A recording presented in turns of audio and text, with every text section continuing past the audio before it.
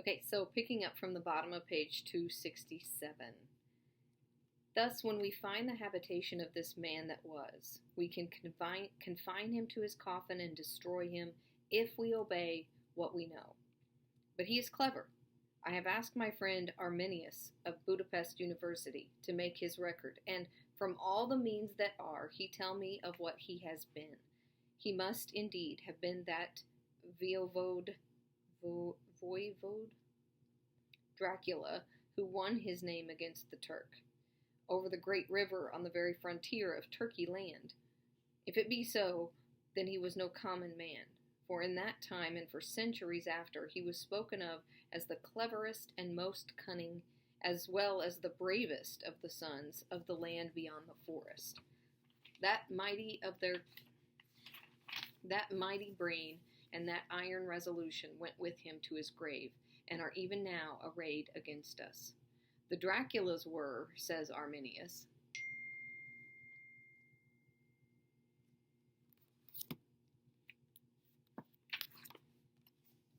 a great and noble race, though now and again were scions who were held by their covels to have had dealings with the evil one. They learned his secrets in the Scholmancy amongst the mountains over the lake Hermannstadt, where the devil claims the 10th scholar as his due. In the records are such words as Strigokya, witch, Ordog, and Pokol, Satan and hell. And in one manuscript, this very Dracula is spoken of as vampire, which we all understand too well.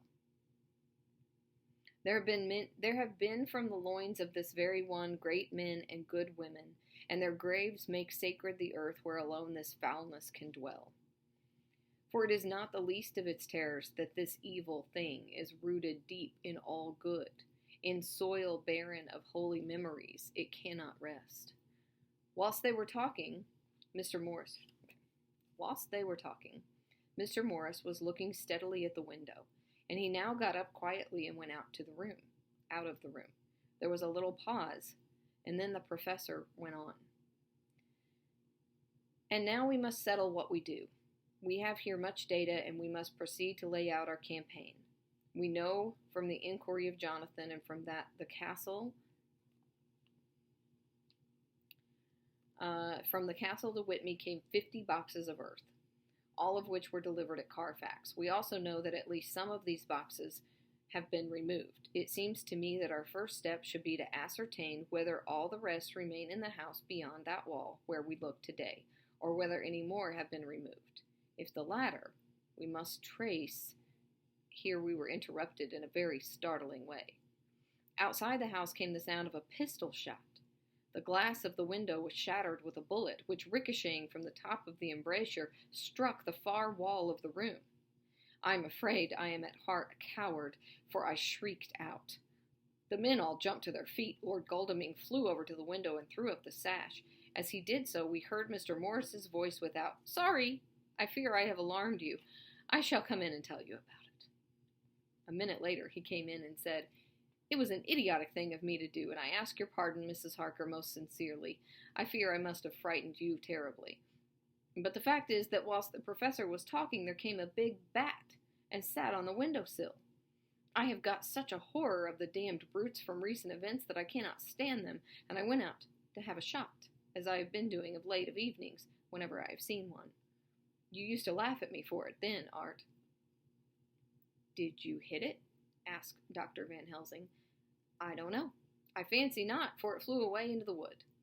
Without saying any more, he took his seat, and the professor began to resume his statement.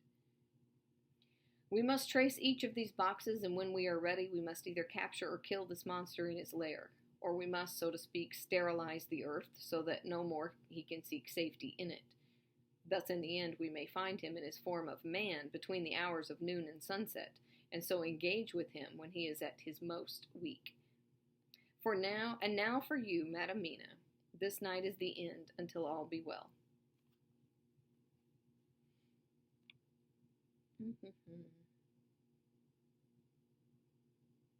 "You are too precious to us to have such risk.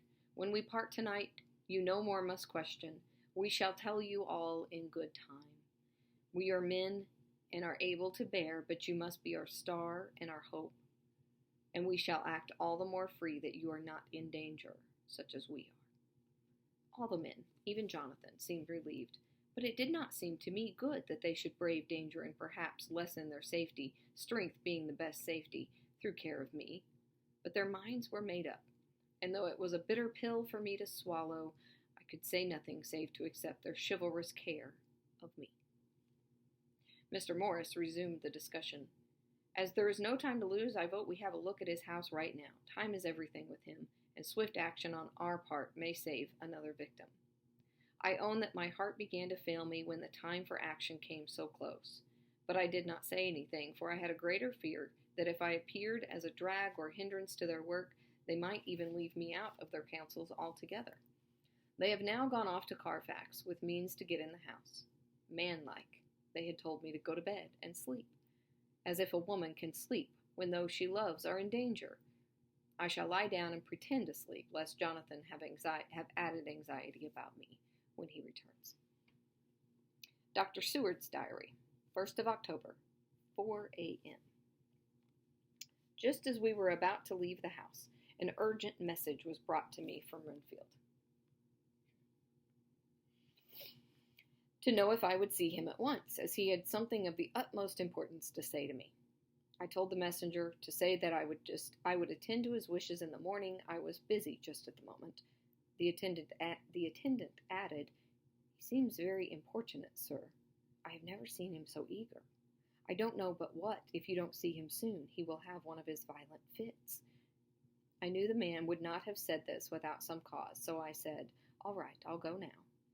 And I asked the others to wait a few minutes for me, as I had to go see my patient. "Take me with you, friend John," said the professor. "His case in your diary interests me much, and it had bearing, too, now and again on our case. I should much like to see him, and especially when his mind is disturbed."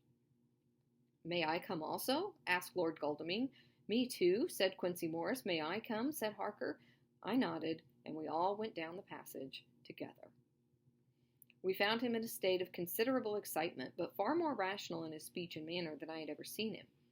There was an unusual understanding of himself, which was unlike anything I had ever met within a lunatic, and he took it for granted that his reasons would prevail with others entirely sane. We all four went into the room, but none of the others at first said anything. His request was that I would at once release him from the asylum and send him home. This he backed up with arguments regarding his complete recovery, and adduced his own existing sanity. "I appeal to your friends," he said. "They will perhaps not mind sitting in judgment on my case. By the way, you have not introduced me." I was so much astonished that the oddness of introducing a madman in an asylum did not strike me at the moment. And besides, there was a certain dignity in the man's manner, so much of the habit of equality, that I at once made the introduction. Lord Godalming, Professor Van Helsing, Mr. Quincy Morris, of Texas, Mr. Renfield. He shook hands with each one of them, saying in turn, "Lord Godalming, I had the honor of seconding your father at Wyndham. I grieve to know by your holding the title that he is no more. He was a man loved and honored by all who knew him, and in his youth was, I have heard, the inventor of a burnt rum punch much patronized on Derby night. Mr. Morris, you should be proud of your great state. Its reception into the Union was a precedent with which may have far-reaching effects hereafter, when the pole and the tropics may hold alliance to the stars and stripes. The power of the treaty may yet prove a vast engine of enlargement when the Monroe Doctrine takes its true place as a political fable. What shall any man say of his pleasure at meeting Van Helsing? Sir, I make no apology for dropping all forms of conventional prefix. When an individual has revolutionized therapeutics by his discovery of the continuous evolution of brain matter, conventional forms are unfitting, since they would seem to limit him to one of a class. You, gentlemen, who by nationality, by heredity, or by the possession of natural gifts, are fitted to hold your respective places in the moving world. I take to witness that I am as sane as at least the majority of men who are in full possession of their liberties, and I am sure that you, Dr. Seward, humanitarian and mediocre jurist, mediocre jurist, we'll have to look that one up, as well as scientists, will deem it a moral duty to deal with me as one to be considered as under exceptional circumstances. He made the last appeal with a courtly air of conviction, which was not without its own charm. I think we were all staggered. For my own part, I was under the conviction, despite my knowledge of the man's character and history, that his reason had been restored, and I felt under a strong impulse to tell him that I was satisfied as to his sanity and would see about the necessary formalities for his release in the morning. I thought it better to wait, however, before making so grave a statement, for of old I knew was the sudden changes to which this particular patient was liable.